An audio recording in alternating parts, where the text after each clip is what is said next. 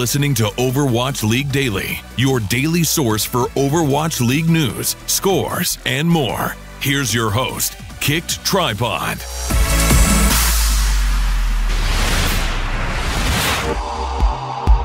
Good morning, Overwatch League fans. This is your Overwatch League Daily episode for February 3rd, 2018. Today, I'm joined by Overwatch caster and analyst Genome.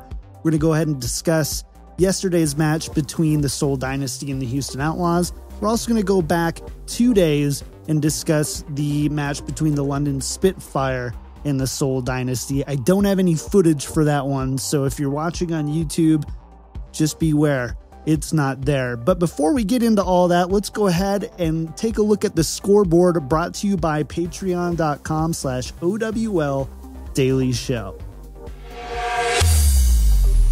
In the first match of the evening, we had the 2-5 Shock take on the 1-6 Mayhem. The bottom 4 spots in Overwatch League are separated by 2 wins, and at the end of the season, that's a difference of $50,000 in the prize pool. The Shock started out hot, taking Numbani with just over 2.5 minutes to spare, the fastest Numbani time in Overwatch League so far. The Mayhem finished the map as well, but with far less time. Despite a valiant effort, the Shock take Numbani 4-3.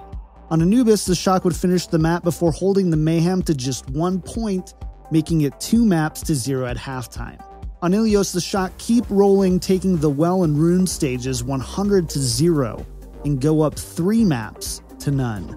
On Junkertown, the Shock would hold strong on defense just shy of the final point to win the map 3-2 and win the series 4 maps to 0. The marquee match of the evening was the 5-2 Houston Outlaws taking on the 5-2 Seoul Dynasty, who were swept by London just yesterday. It all started on Eichenwald, where Houston would put up a strong defensive showing on point A and point C and held Seoul to just 2 points. On offense, the Outlaws were much more decisive at the beginning and end of the map, only stalling out slightly between point A and point B. In the end, the Outlaws take Eichenwald 3-2 and go up early 1-0. We then went to Horizon Lunar Colony, where Houston would continue to look good as Seoul finished the map with just 9.7 seconds in the time bank. On offense, Houston would take point A with a massive time advantage, but in the end, Fleta and the Dynasty would hold Houston and win the map. The series goes into halftime at 1 apiece. After the break, we go to Ilios. Seoul handled Lighthouse with ease as Houston couldn't deal with Fleta's Pharah. On Runes, things were much closer as Houston would have the map at 99% before Seoul would be able to flip it and take the win. Going into Junkertown, Seoul is ahead 2 maps to 1. On Junkertown, the Outlaws hold Seoul to just 2 points before going on offense. Houston would cruise through point A and point B before stalling out just short of the objective for over 4 minutes. However, thanks to a riptire from Jake killing Fleta and Toby, Houston would win the map and force the tiebreaker. On Lijiang Towers, Seoul would strike first on Gardens as Fleta again carried on Pharah, hitting 49% of his rockets. However, Houston would fire back on Night Market, taking us to a tiebreaker map. On Control Center, Zunba would hop on his legendary Zarya and finally lead the Seoul Dynasty to the match win 3-2. Today I am joined by Genome, and I'm really excited about this episode. One thing, we are going to be a little bit longer than normal today because I was out yesterday, so you get a little bit of a double dose. I don't have any footage from the London Seoul game for obvious reasons. So if you're watching on YouTube, sorry, relax. These are all highlights from yesterday. But let's go ahead, Genome, let's go ahead and start with the Seoul versus London game. And really what I want to know is, where was Jae-Hong 2 days ago? Where in the world was Rue Jae-Hong? That's the big question for this series, isn't it? And I feel like I've got to go put on like a red trench coat and a hat to solve this mystery, because it seems almost inexplicable that you would take someone who has been noted as, quite widely called as the best player in the entire world, in the entire Overwatch League, and hide him for a whole series. Now, the official explanation that we got from Zoe, because as far as I know, there's no other, besides talking to the team or the coaches themselves, there's no other way that we can really find this out, right? There's no other theory crafting I can think of that really makes sense. The official line was that they thought Ru Jae-hong might be too predictable, and so they put in Guido instead. Yep, that's right, Guido, the guy who's a DPS player. This is his first sighting. I guess he obviously played in the preseason, as everyone had to. This is his first sighting in the season, a DPS player, and they put him on Zenyatta and Mercy. What is going on? That just seems like an insane decision to me. It doesn't matter how well you've studied Ru Jae-hong's playstyles. I mean, leaving aside the fact that for the moment we don't have replays in Overwatch, and you can scrub through a VOD as much as you want, but it's hard to see how people are playing in VODs. It just really is. It's not the same as a replay where you can study their every move from a first-person point of view. So saying that they knew exactly what Ru Jae-hong was going to do and they'd be able to counter him, it doesn't matter. Even at that point, if you know exactly what he's doing, he's still a better pick than Guido, because a perfectly executed, predictable Ru Jae-hong is better than a poorly executed, unpredictable Guido. And that's really the bottom line. Take that logic and apply it to anybody else on the team. If that's the case, then you're literally going to be swapping out like 6 different players every week or something just to try and mix it up for the opponent. And it's just not viable. I mean, you've got to just change your strategies up, change your positioning, sure, but you can't just not use players against some of your strongest opponents too. Like, I agree with, if you're going up against the Shanghai Dragons and you're like, okay, let's not use Ru Jae-hong because we've got another big match coming up and we want to keep a couple of strats secret, that sort of thing, that's fine. But you have to put your best players in when you're up against the best competitions, because those are the matches that are going to determine, this could stop Seoul from getting into the playoffs. I think now that they've beaten Houston, they're probably in, but I'd have to check the maths on that. Either way, that was a massive misstep, I think, and I'm sure it came from the coaching staff. And this is someone who we've praised a lot in the past before. They can't remember his name. It was the head coach of Lunatic High. I don't think he's the head coach of Seoul now. He just became one of the main coaches. But either way, their coaching staff has got a lot of praise from us before, and I think you've got to draw a big question mark over that decision because it was potentially a game-losing strategy. Regarding London, they've kind of had an interesting strategy when it comes to their rosters, and we've kind of seen different answers throughout the preseason and the first couple weeks of the season. But I'd love to hear your opinion. With the 2 biggest rosters in the league, is it better, in your opinion, to maintain a core and swap in specialists, or practice as 2 different teams for different opponents or maps? So as soon as I saw that London Spitfire had picked up 2 complete rosters, the only team to do so, well, I mean, it wasn't entirely 2 complete rosters, but at least 12 players, 1 full team, and another one that you could just mash together and make a full team, basically. I started theory crafting with that as soon as that happened about, are they just going to pick their best 6 and stick with that? Or do they want to go down the road of trying to actually field 2 teams at different times? And I think the question there is, okay, well, do you put them on the specific maps that suits their hero pools, or do you put them against specific teams where their style matches up against the other team really well? For example, let's say that the GC Busan core has a really good anti-dive composition, so then you come up against a team like LA Valiant, really known for running a fantastic dive composition, and you're like, all right, sweet, let's hard counter them on this, doesn't matter what map it is, we'll just put them in.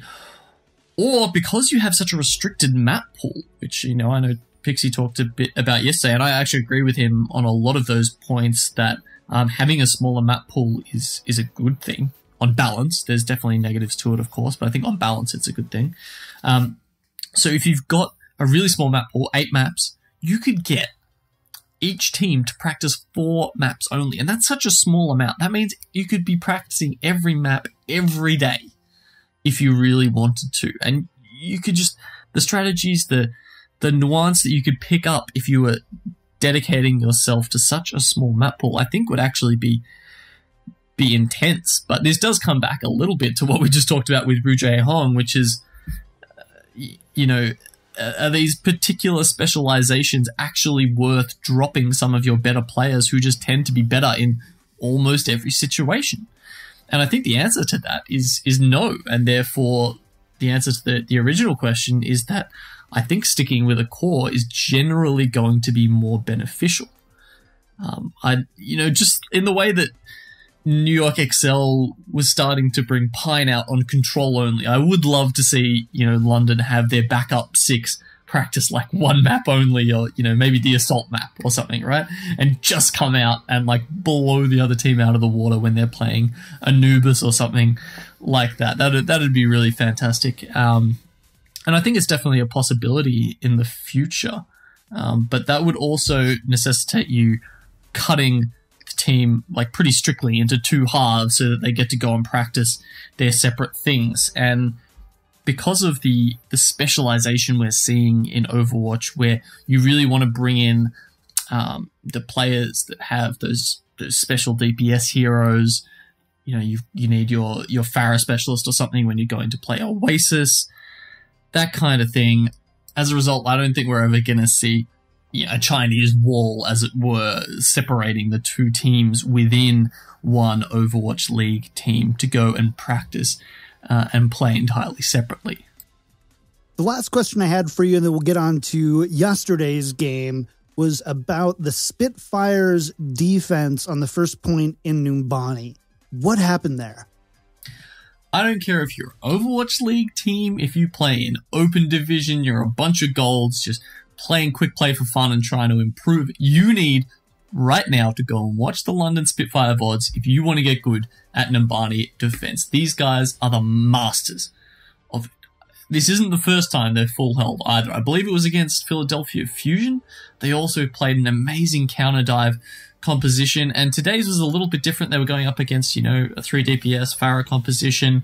But either way, both times they played it impeccably. It's beautiful to watch. I feel like I'm in the Sistine Chapel watching Michelangelo paint something. It's just that beautifully constructed. And I mean, that'd be pretty fitting because the Sistine Chapel's actually got quite a similar color scheme to the London Spitfire logo.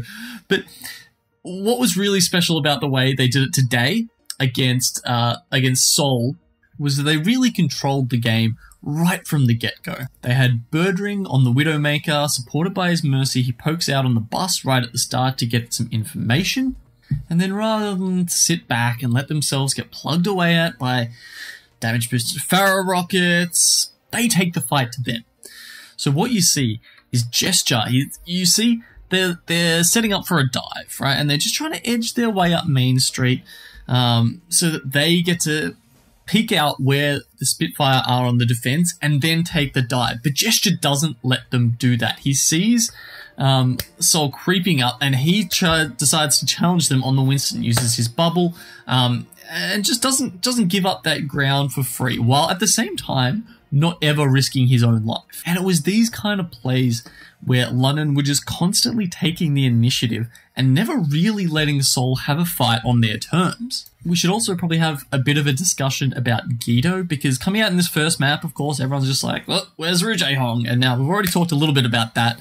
In the first map, you can kind of see why they made that decision. You were like, oh, okay, well, Guido's coming out and he's going to play a bit of Soldier as well.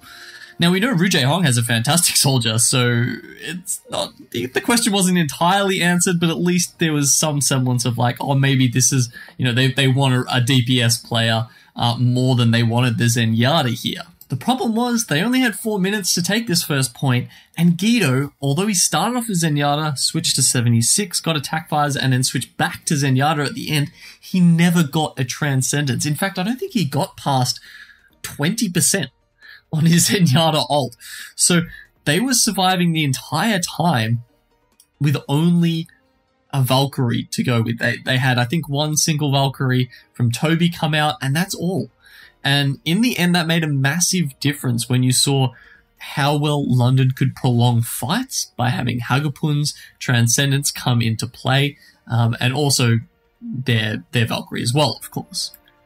So if you too want to become a classical master of Numbani defense, I definitely would recommend sitting down and just watching through some of these VODs very slowly with your teams and picking it apart. I might even make a video about this sometime in the future, actually, because the different ways that they have almost revolutionized the defense here have just been just astounding to watch. And I think that's really what we want to see in Overwatch League, is these teams just absolutely push themselves to the limit in how you can play these different maps.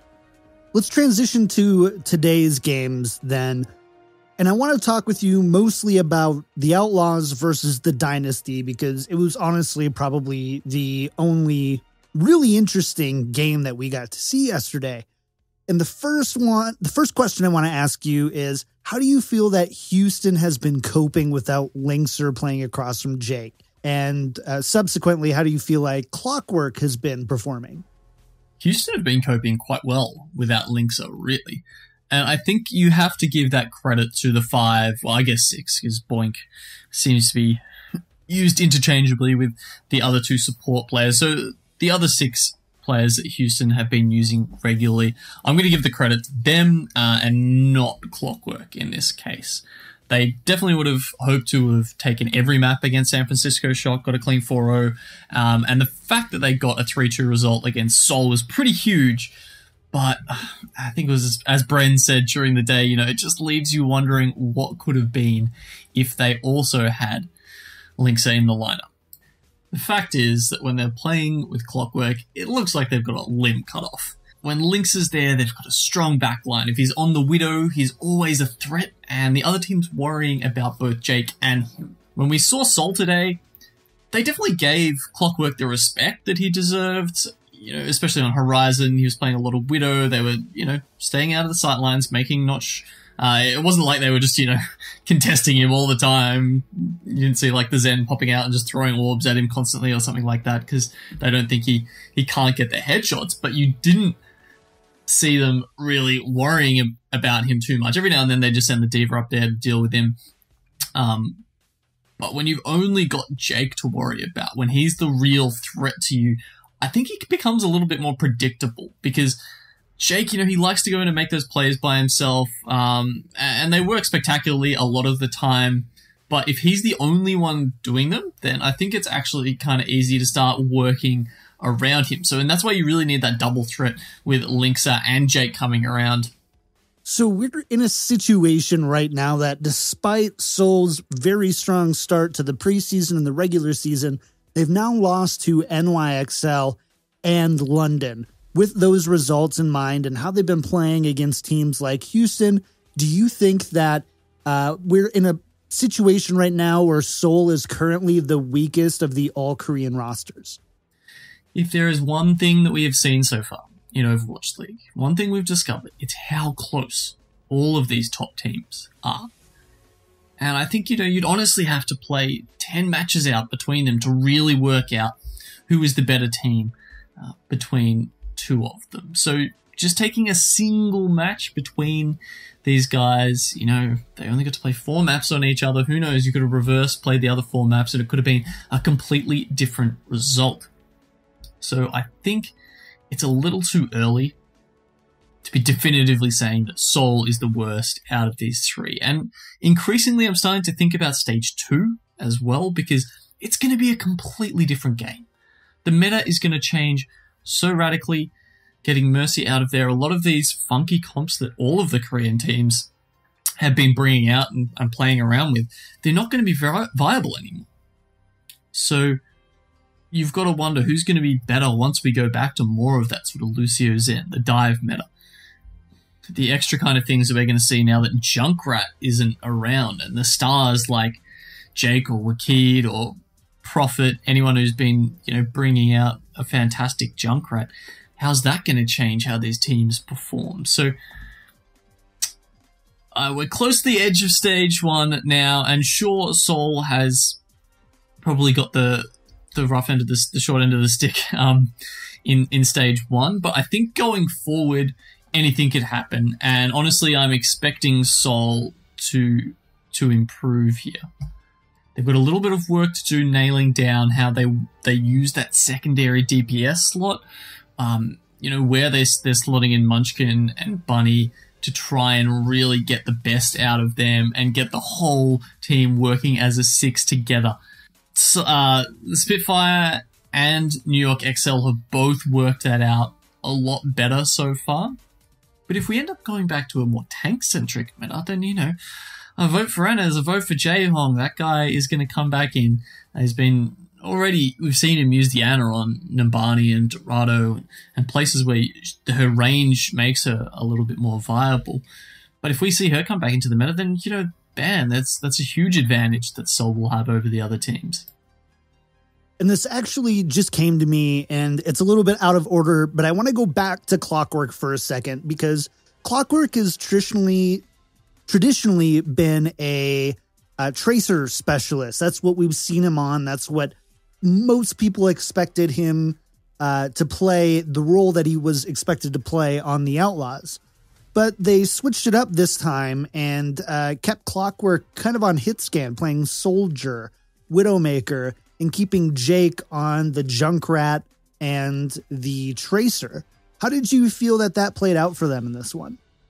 Clockwork finds himself in an awful position in this team. He's outclassed on all fronts by his other DPS teammates, unfortunately. I mean, I wouldn't call him the Tracer specialist for Houston. I think that's his specialty, but unfortunately, Linksa is way better at him. And, traditionally, Clockwork also played a lot of other hit scans heroes, so he played a lot of Soldier especially. But I think Jake's got him covered on that, and if he wants to go over to McCree or Widowmaker, I think Lynx has got him covered on those as well. So where is his spot on the team at the moment? It just seems like he is the sub. It's like if someone's got a problem, if Lynx is out sick like he was this week, then I think you use him there. But apart from that, I really don't see him in the starting lineup. In that specific composition where they wanted Clockwork to be on the Widow, then you have to run it like that, because Jake just doesn't have Widow in his hero pool at the moment. He hasn't played it for Houston to date, so it makes sense to chuck Clockwork on that, because Jake's Tracer is passable. It's kind of like Clockwork, they're both a decent Tracer. They don't have that carry potential like Linksa, Effect, those kind of players. But considering that Seoul has been struggling on the Tracer as well at the moment, that shouldn't have been worrying them too much today. We haven't seen Bunny or Munchkin really come out and dominate on that Tracer as Seoul had hoped, and I think that's actually one of Seoul's biggest weaknesses at the moment. Not even just specifically lacking that stellar Tracer player, but just their second DPS in general. They seem to be struggling a little bit. And I think that's actually why these teams matched up so evenly today without Linksa, is because they both sort of struggle in that same way. They've got one absolute standout. That was Jake on the Junkrat. Of course, he's putting in amazing amounts of damage throughout that. And then Fledar, no matter what he's on at the moment, is just an absolute star of the Overwatch League. So those two going head to head really gave their teams a lot of room to maneuver, but then they didn't quite have the backup on either side.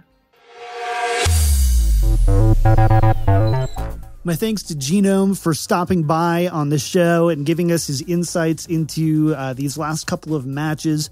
Make sure to follow him on Twitter at GenomeGG. Tomorrow I'm going to be joined again by Overwatch caster and analyst for Full Circle, Kevin Averill Walker. We're going to go ahead and discuss the big three in Overwatch League.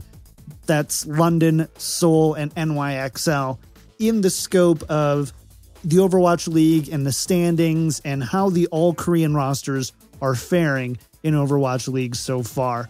If you like the show, make sure to subscribe on iTunes and on YouTube and everywhere else. And if you want to get in touch with the show, go ahead and go to overwatchleaguedaily.com. We've got links to everything right there. And of course, you can watch or listen to the show on the front page of winstonslab.com. That's going to do it for today's show. Later on tonight, we have the Shanghai Dragons taking on the London Spitfire at 11 a.m. Pacific time. The Dallas Fuel taking on the New York Excelsior at 1 p.m. Pacific time. and the Boston Uprising taking on the LA Valiant at 3 p.m. Pacific time. That's going to do it for another episode of Overwatch League Daily. I'll be back tomorrow with Avril for another one.